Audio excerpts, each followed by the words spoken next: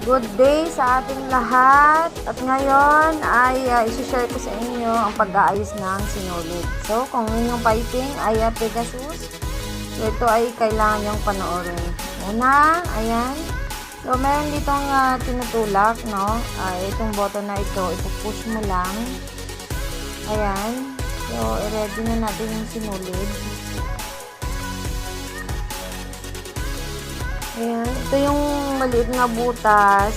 So, dito mo yung isi-shoot yung sinulid.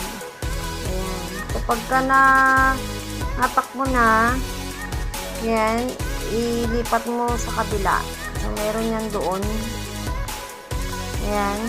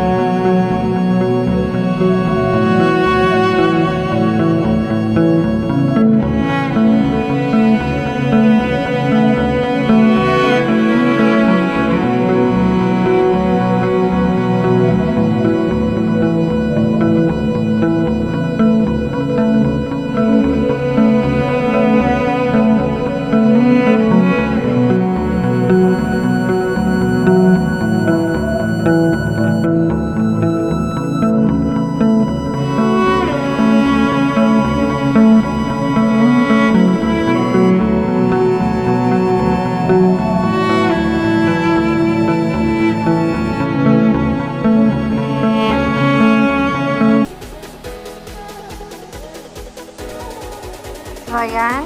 We're done. So, i-close na natin. At, i-check natin ngayon kung tama ba yung nilagay natin yung sinulid. So, start na natin yung piping natin. Ayan. So, kailangan kasi sinecheck talaga to para hindi tayo mahirapan kung tama ba yung mga nilagay natin mga sinulid. Ayan. So, mukhang okay naman. Ayan. So, maganda naman yung tahi. Ayan. Okay. Good. So, ayan. Sana may natutunan kayo. Salamat sa panonood. Bye! It's my life.